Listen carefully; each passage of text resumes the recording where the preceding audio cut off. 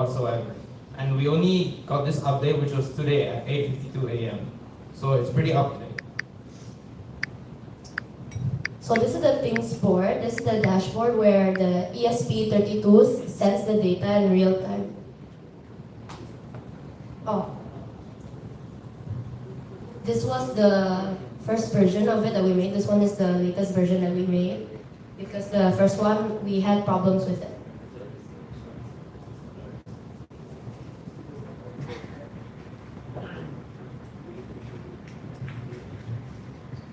And then now I'll be talking about what we could have done next if we had this opportunity again. So I believe that we should not be afraid. We should not be afraid to try new stuff, because I know that AI is evolving at a very fast rate, and it may seem pretty new to us. But I feel like we should start getting used to working with AI also. And what I mean by the new stuff here is like the new comments, the AI chat box beside it. I feel like we should all always keep an open mind and always try. And which leads me to my second point, which is we must believe in the power of AI. Yes, we're in a generation where AI is very important now, and it's probably taking over us. As we all know that it's very capable of doing almost everything. What everyone would spend, like 20 years ago, people would spend countless nights or even years working on a code. But now AI could make codes that within like less than 1 minute. So I believe that we know its power, so that's why we also must change our mindset. Now, we should not see AI as a threat of taking our job, but we should see it like we should be working with AI and using it for our own benefits. So do not be afraid to use AI. And lastly, we must always write our plans down. As you can see in the image on the right, it's quite unclear, but then it's my rough plan for this whole project.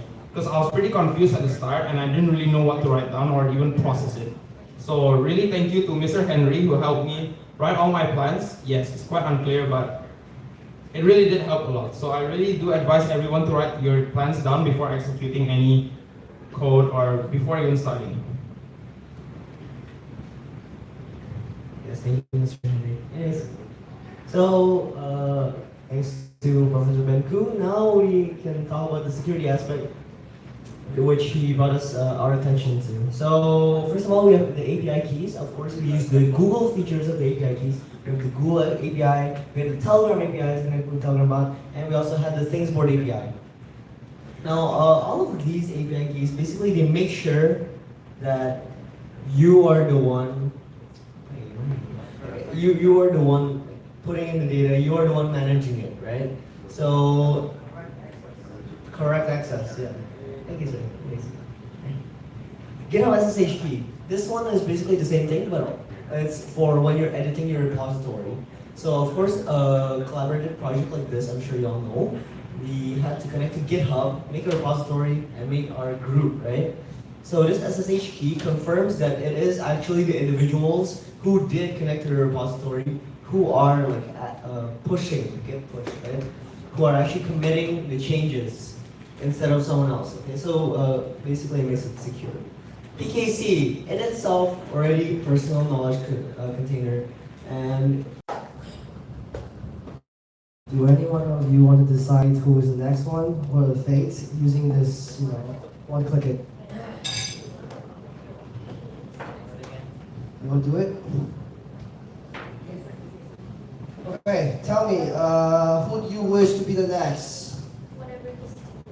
Oh, okay. Very targeted, So let's see.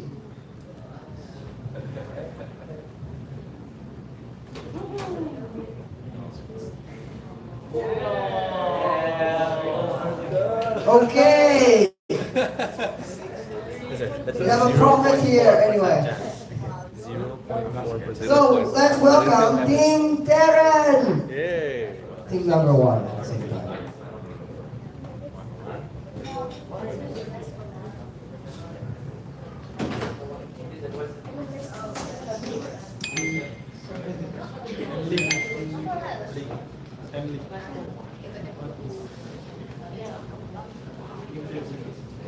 Okay, it's also almost the time we ended the hackathon, so this is the last presentation we are going to do. No, wait, this is the second last. We still have one more, okay? I'm not going to leave until you finish it.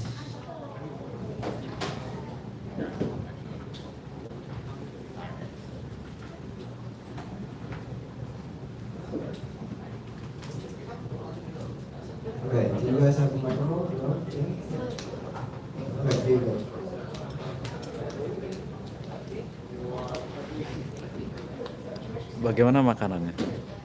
Aman Pak. Baik ini makan dulu Pak. Tapi kok pakai mangkok?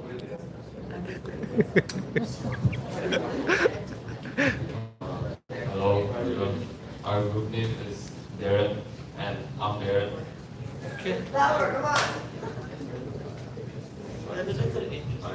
My name is Darren and I help by making the story, and I also made most of the presentation, and I helped regarding pushing and pulling most of the GitHub repository. I'm Aaron and I did mostly the editing part and the coding part. Enggak, Hello, my sembilan. name is Tae. Jam kerja I'm soalnya. from North Korea and Kim Jong is my friend. Yeah, just kidding. I'm from South Korea. Hi, I'm Livia. I mostly did the Telegram bot. I help integrate it with the Trik service. Alright, so our product mainly uses AI to cut down HVAC energy waste with personalized room-by-room temperature control. Now, our system learns by building patterns and to save this energy while keeping people comfortable. So our AI also learns how to recognize patterns and adjust based on those patterns. So how it works, if you guys want to come forward and see how it works. Masa sih? Bukan itu dia. So, Bukan. this Nah, itu dia. device, Itu paling enggak. Iya, itu dia. motion sensor basically detects any movement. And Beda dia. when a movement is detected, Masa sih? Kok nggak mau ya? the red LED here will be turned on.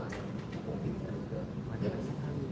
Then the second sensor we use is the Terbaru. lighting sensor, which is this one. The LED here will turn on if the light intensity is below 1,000, I think. So, yep, here.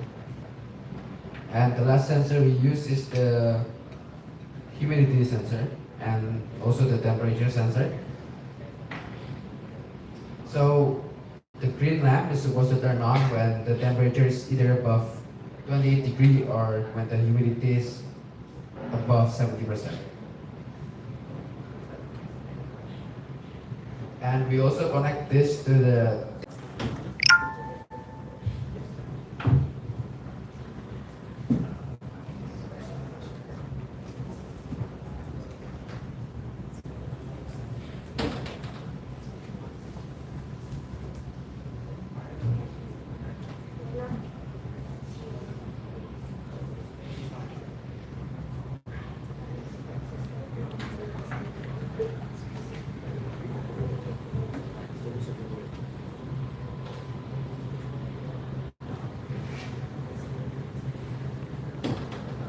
I think it's because the cable.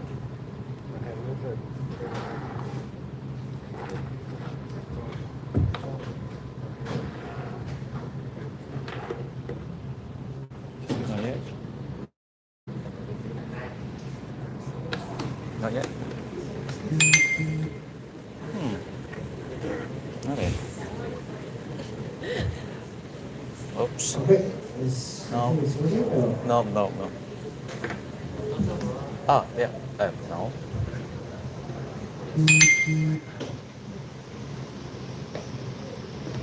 Or maybe another kabel. Okay, it seems like there are some technical difficulties. I am just going to. I don't know. You guys should all use it here, right?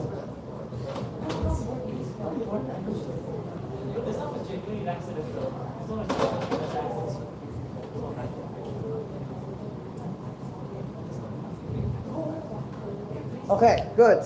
Thank you, Dewey. Okay, let's continue. So as you can see here, we actually also managed to connect the PKC with the Kingsford. So here is the temperature, the current temperature, the current humidity, and the current light intensity the sensor is detecting.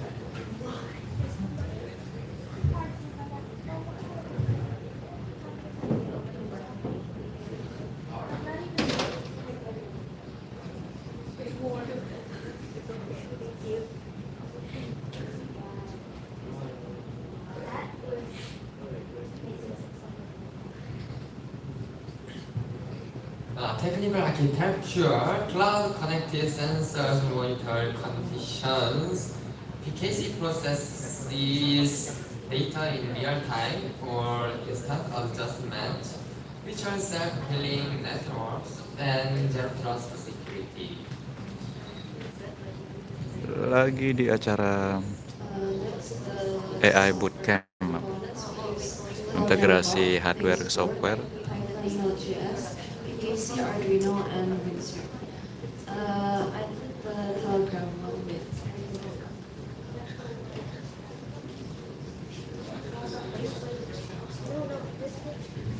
Okay, I'll just do it. So Thingsboard is one of the software we use. So this collects and displays the real-time data that is obtained from the sensors here, and it will directly pop up in the Thingsboard. So this is our old version, and this is actually our new dashboard. Ini sekolah Bina Bangsa, Bang. BBS. I did Telegram. It basically fetches sensor data from the Thingsboard API, and it then displays the data in the Telegram chat. If you type in the chatbot /start, it will then display real-time data from Thingsboard.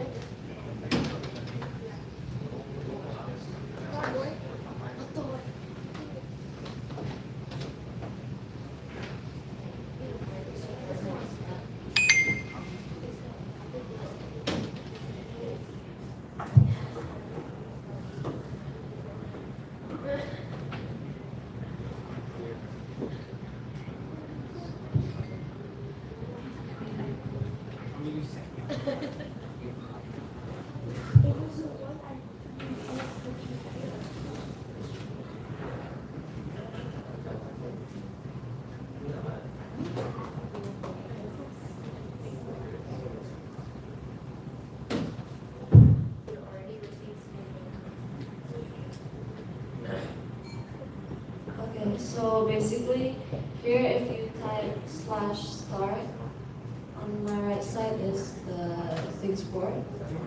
Here it'll give you a few options. You can get temperature. Here it'll fetch the data from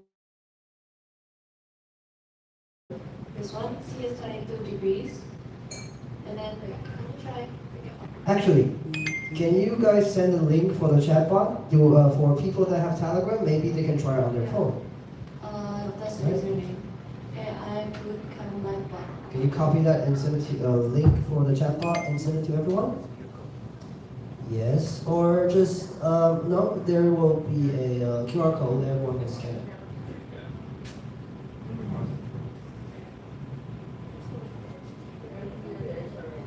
Yes, that one. Okay. Everyone, can you scan it? Can you try? Oh, everybody's putting up their phone but not scanning. Mind you, Darren, can you move a bit so that everyone can try and scan the QR code on the screen?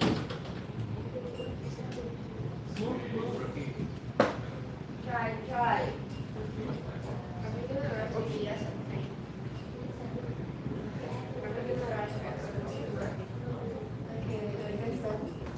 Okay, I can open it. It works for me.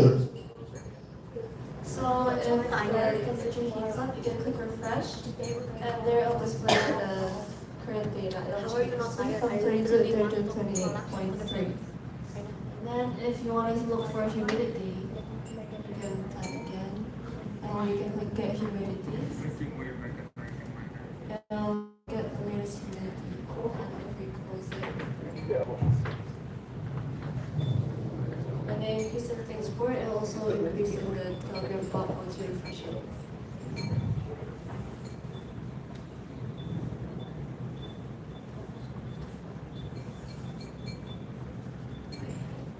Yeah, so that's it. Next.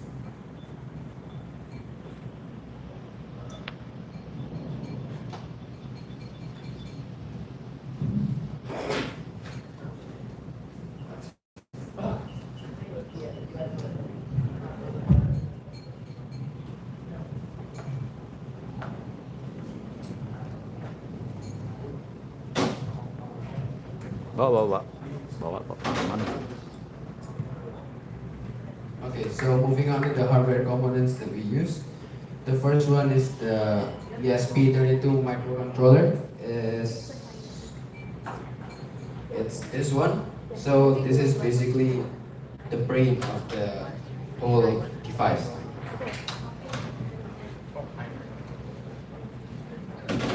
And the second one is the motion sensor. It is this one. Well, to function itself, yeah, it's like the name. It is to detect movement. So we actually experiences some problems using it because the sensor is way too sensitive. So Yeah. any slight movement will trigger this thing. And next is the light sensor. So its function is to mainly monitor the light intensity.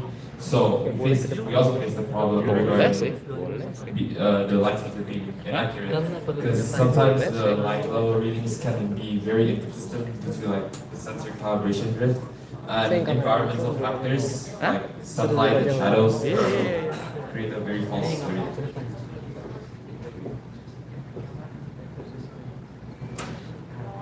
And the last sensor that we use is the THT22, which is the temperature and humidity sensor. It's this one. Well, to function itself is to monitor the temperature and the humidity. And it is actually hard to test this because we cannot like lower the humidity of our surroundings basically.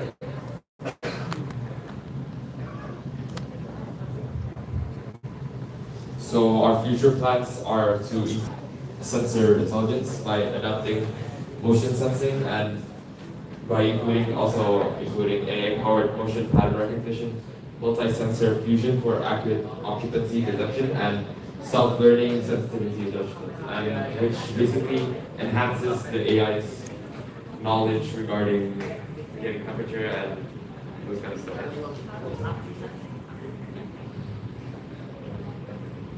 Next, we will also try to do energy optimization by AI powered efficiency. Basically, we use machine learning, which will learn based on consumption patterns, and weather adaptive climate control, and lastly, dynamic load balancing. Thank you so very much, Anito. I originally made him Satan, but my roommates don't do that, so I changed it to Angel. You guys should make it white and black and then put RIP on the top. Okay, now I don't think we have to click the rolling part. So whoever hasn't get on the stage, please get on the stage, okay? Let's welcome Big Back 6.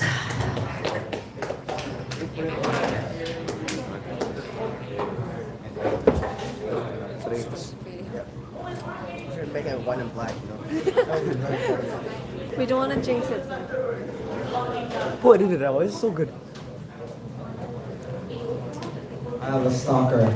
You know, and a stalker is taking me my photo. I feel threatened. North Korean spy. Yeah, actually have a good hacker. You know, hacking my computer. You know. Who sent you here? Kim Jong-un. I'm just kidding. Okay, I'm gonna stop joking right now. Okay. Where's the next one? Tungguin. Ayo ngambil Yeah. What about your friends? What udah? You got the screen working somehow. Where? Okay, you have a screen. Actually, that looks I know. very tempting. To use your product. Okay. Oh, I can't use that. I can't use my laptop. Here my board. Or you guys can share me your presentation or something like that. You know, that will also work. I haven't used my Canva for a while. I usually use Google Slide, but yes. Just use these. Alright.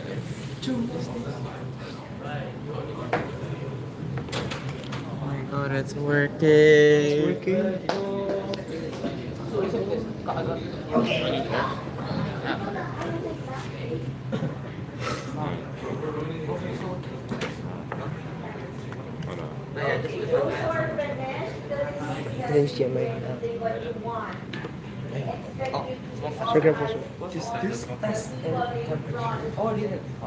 tell some of the people outside to come back in the room.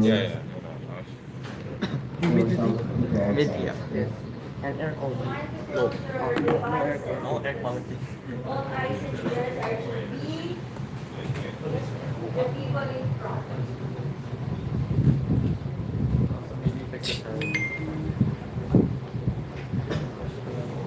Circle. Behind the scene, guys. But wait, for this one, can you explain this one, the six products? No, just give it.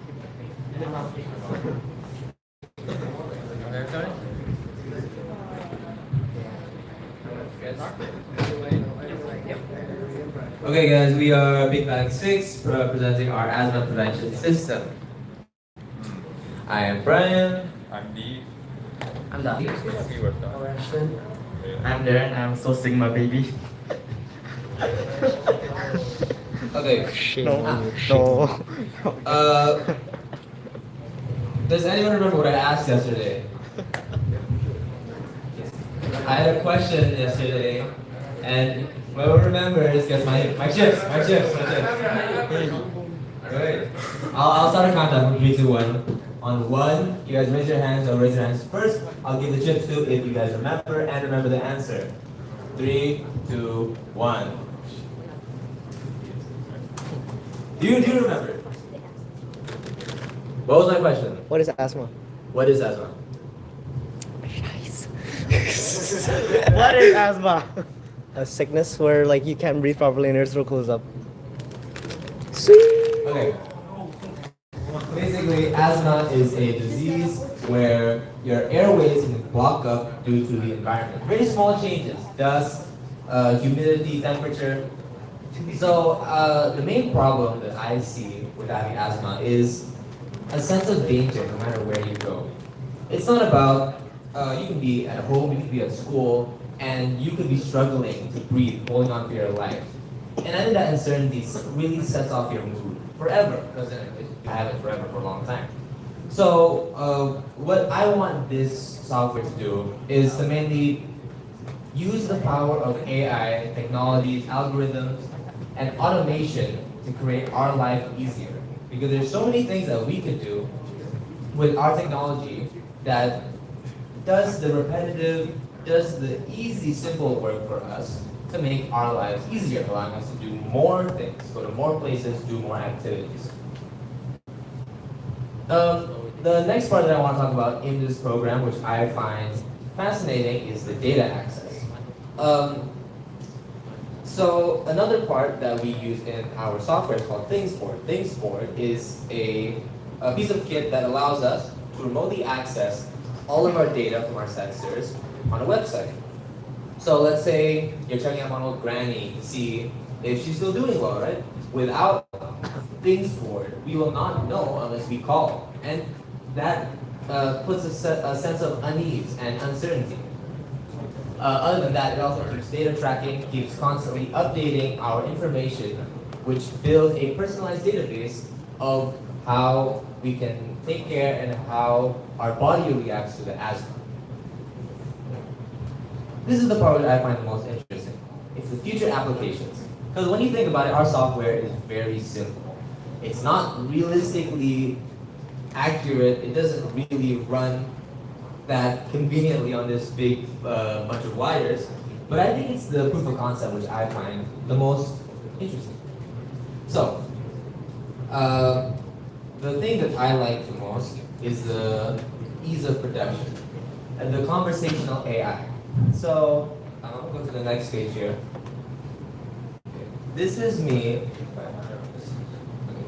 This is me running through everything I did to make this program. You put it in, look, you scroll down, you copy paste, it builds the files on its own. You just run a couple commands that it already sends you, just copy and paste, and after a while, you go back to Telegram and you fully running bot, a fully running bot that you can use up to however you designed it for. It's not. The idea is stuff like this 5-10 years ago would have taken 20-30 minutes for a professional programmer to make. But us five don't know how to program. Yeah, we were able to design fully functioning systems, relatively simple, relatively easily, without having to learn coding. So there's a lot of versatility to this. You could, let's say with the sensors that we have now, you could build a asthma tracker. And let's say if you add a loud buzzer and a heat sensor, or a heat sensor, you'll make a, let's say, a fire sprinkler automated system that'll notify someone else. And let's say you go dumber. You can strip everything out, leave the buzzer, leave the things for it, and then you just make a remote button to know your friends. You just start ringing. So the idea is, with this ease of production, you can make so much stuff, big or small, complex or simple, smart or not smart. So I think the potential in this technology is really what interests me the most.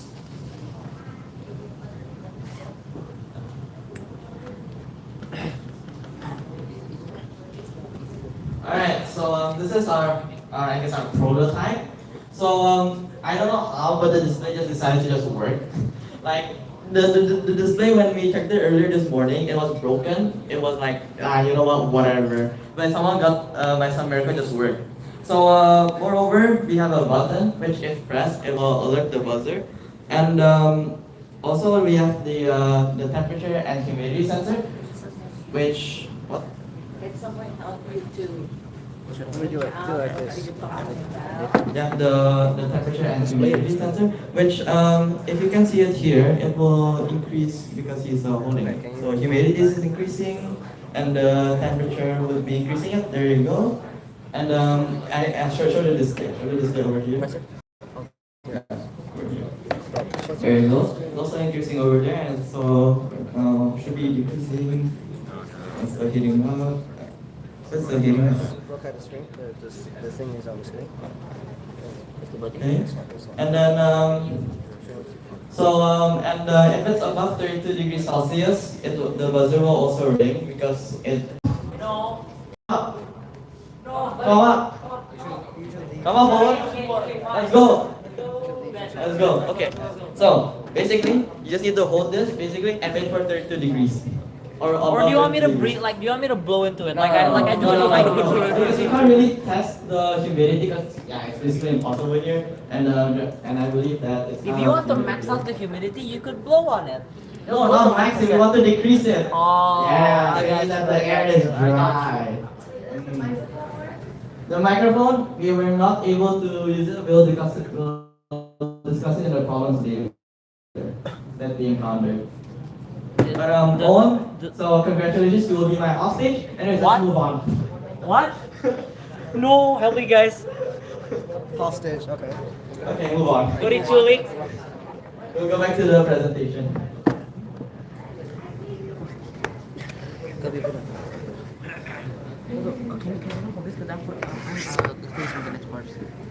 This one.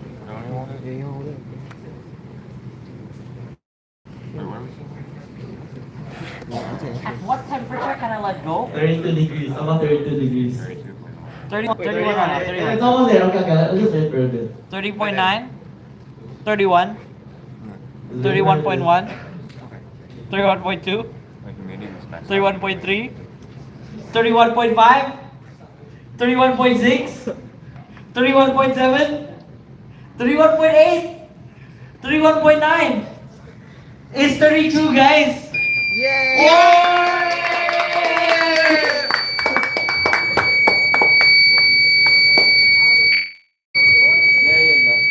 Alright guys, so That's all. Better wait a while. well, thank you for being my hostage, Owen. Let's move on. Hold it for 2 hours.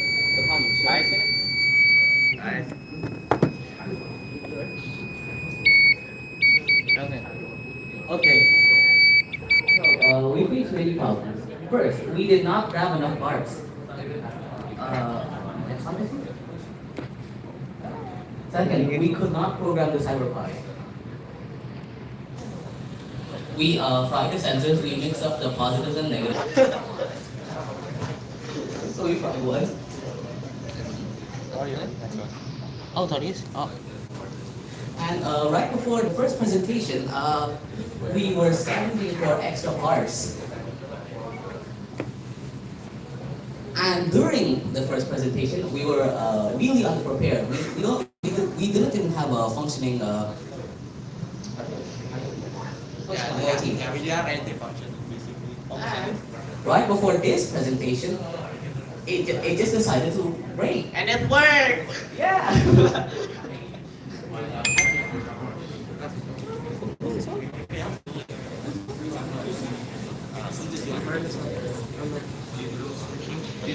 So about our project, so it's a APP which stands for Asthma Prevention, Predictive Prevention. So it's a wearable device that shows early signs which might cause an asthma attack or COPD flare-ups. It monitors the air temperature, humidity, and quality.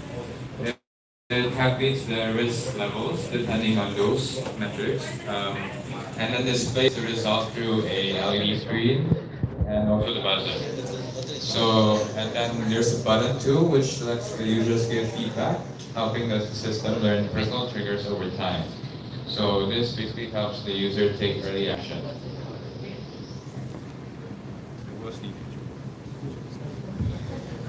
Okay, so here are the key features of our device. Firstly, environmental monitoring.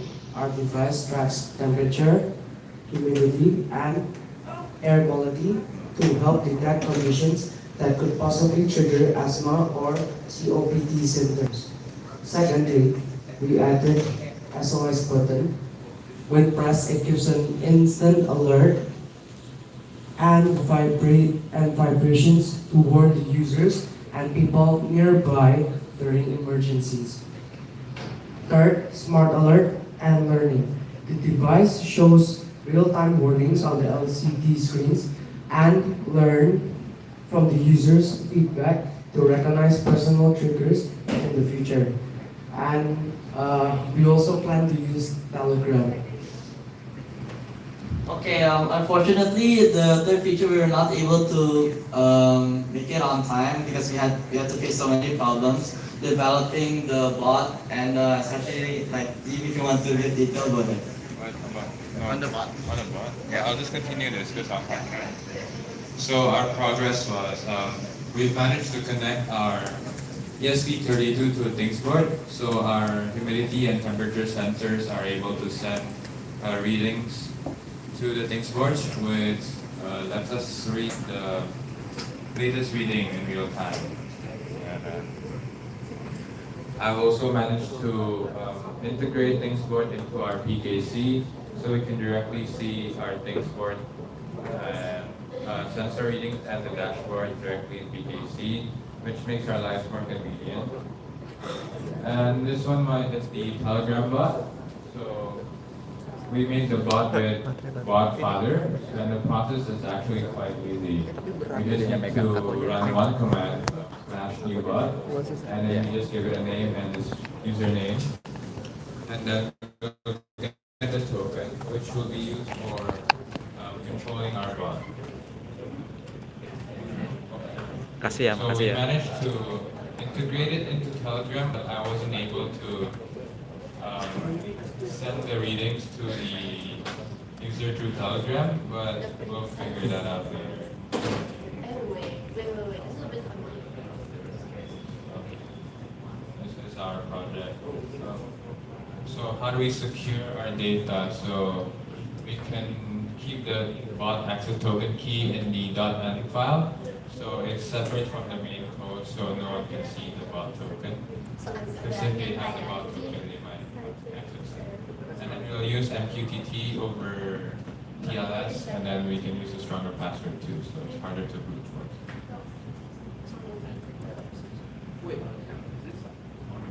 Okay, so our future plans is to add a smoke sensor to detect the air quality, because right now we only have the fire sensor, but that doesn't really apply here.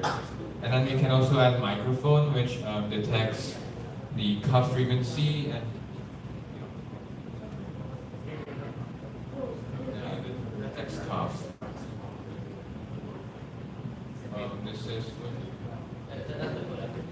This is our code.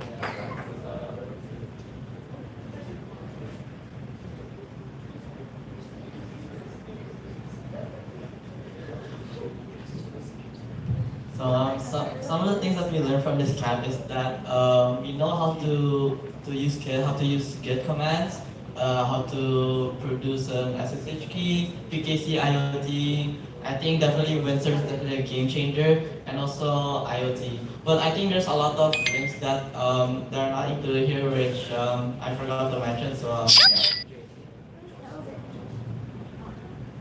yeah. Yeah, thank you.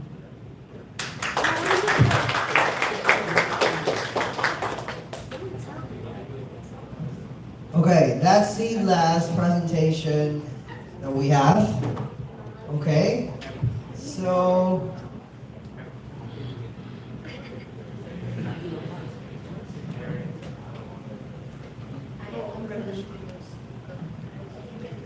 okay.